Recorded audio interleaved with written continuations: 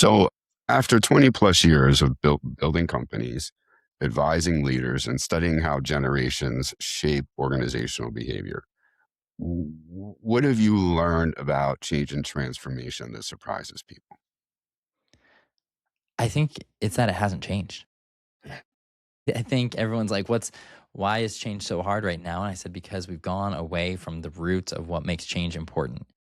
And a lot of it is leaders being afraid to lead. And it is a scary time to lead, but leadership was never an easy calling.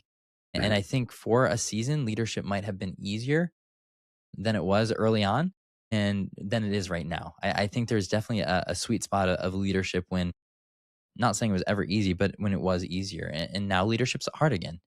If you aspire to that office, to that title, you have to take on responsibility, and that means not everyone's going to be your friend. And I think that is countercultural. Older Yeah. generations knew that. They often had abuse of power and other issues. And I'm not saying you have to go back to that route, but it also means you have to be decisive and make decisions that are best for the company and best for your team. That's part of your company. It's the main part of your company, but you've got to do them decisively and with integrity and move forward, even if you don't win everyone over. So in change management, um, I just see so many leaders apologizing. They have all these caveats and why I'm doing this and if this, and I understand that it's just like, this is the decision we made and this is where we're going. And this is why I think it's best for our company. And you shut up and Well, stop talking. it's an important point because did an episode a few episodes ago, and it was, and I write a lot about this as well, is there's more picked up in the body language, and there's more insecurity that comes by virtue of the body language if the leader, to your point, is not definitive. And Yeah. it's okay to say, I don't know what I don't know, or if I'm not quite sure that these outcomes are going to happen, but I believe with some level of confidence this is the right direction. There's a human element to that that people respect, but there is also authenticity that permeates those that are needing to rally around that and move Yeah. those balls forward. And to your point, I think there are people who are afraid to be leaders. I am in the school of there are people who are natural leaders, Absolutely. and there are people who just can't be leaders, um, even with training.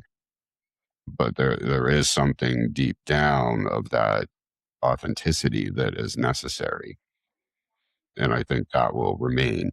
So, if the CEO asks you for one piece of advice before leading a major change or transformation across, particularly a multi generational workforce, what would you tell them? Yeah, I think rewind 40 years, 30 years to when you were sitting around and you pulled in key stakeholders, you interviewed them, you asked them their opinion, and you realized that not everyone was going to be on board. And that's part of change. And how can you most graciously and kindly lead an organization through change, realizing you're not going to have 100% buy in? I can think, and this is a leader I greatly admire, and I've watched him for many, many years and been a part of a voice in his organization for many years. They they went down an initiative that was generally controversial. It took a political stand almost in an organization that they had never taken a political stand before. They had no reason to in their type of organization, and they took a very political stand on the hire they made and a division that they spun up.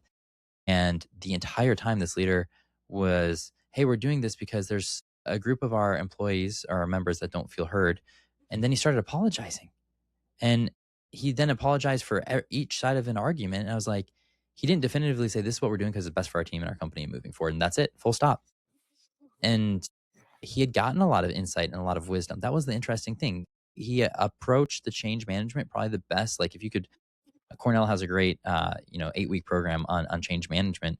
And if you follow their framework, like he probably did all the things right, the right papers, found out the detractors, had the individual conversations, trickle down, beautiful, until he stood up in front of his organization and started apologizing, him hawed, body language was not lacked confidence. It was like, A, as a leader, if you didn't think this was the right decision, you shouldn't have done it. You're leading. And that means sometimes you have to do things that are unpopular. Yeah. Um, or if you thought it was the right decision, don't apologize for it. Just Right. lead with confidence, because Right. then what happened was the group he was trying to unalienate became alienated. He had a mass exodus from his organization, and it totally backfired. Even though on paper his whole change management strategy was appropriate, I would say. And so I to leaders I say, hey, understand where you're going, understand why you're going there, bring in stakeholders, have real one-on-one conversations, ideally in person, so you can see what makes someone uncomfortable, ask them about it, ask the hard questions, asked the hard questions. Don't be so defensive in those conversations. Be open to new ideas. And then when you do make your decision, lead. Just be a leader. And again, it sounds oversimplified, but I think we're so afraid of, young employees posting on Indeed or a subreddit or chewing us out on the internet that we're afraid to make difficult decisions. But leadership is a difficult role. And you're not going to win 100% of the time, but you gotta at least lead confidently.